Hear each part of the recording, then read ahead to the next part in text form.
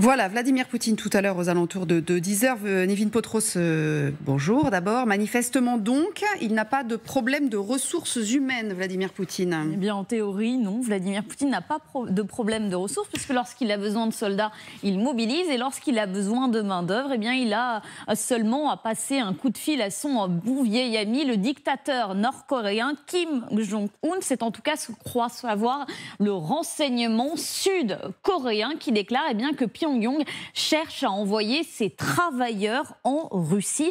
Les Sud-Coréens disent même avoir détecté les prémices d'une préparation. Alors aucun détail n'a filtré, mais Séoul explique suivre la situation de près, car Pyongyang évidemment n'a pas le droit d'envoyer des travailleurs en Russie, d'ailleurs ni nulle part dans le monde, puisque depuis 2017, plusieurs résolutions du Conseil de sécurité de l'ONU interdisent aux ressortissants nord-coréens de gagner de l'argent à l'étranger. Mais on l'a vu avec les livraisons d'armes, la Corée du Nord n'a que faire des résolutions de l'ONU, surtout que ce petit deal avec Moscou arrangerait bien ses affaires, puisque la Corée du Nord a besoin de devises étrangères, notamment pour payer son industrie militaire.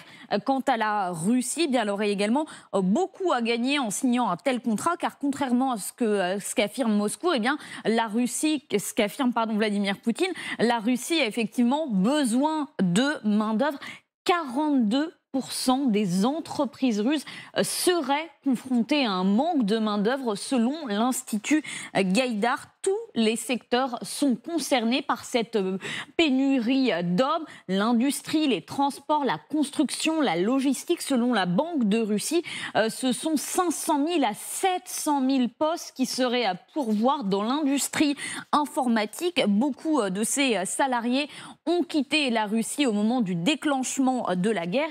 Et lorsque l'on regarde cette courbe du nombre de travailleurs russes, effectivement, on constate que ces dernières années, ils sont de moins en moins nombreux, avec d'abord une chute drastique au moment du Covid, bien évidemment, mais également depuis le déclenchement de la guerre en Ukraine, quand on sait que plus de 315 000 soldats russes ont été blessés et tués selon le renseignement américain, que plus d'un demi-million de Russes seraient mobilisés ou seraient prêts à aller combattre selon Vladimir Poutine. Effectivement, cette proposition nord-coréenne d'envoyer de la main-d'œuvre en Russie, elle a de quoi séduire le Kremlin, surtout qu'elle n'est pas nouvelle. Pyongyang a déjà proposé ses services au maître du Kremlin.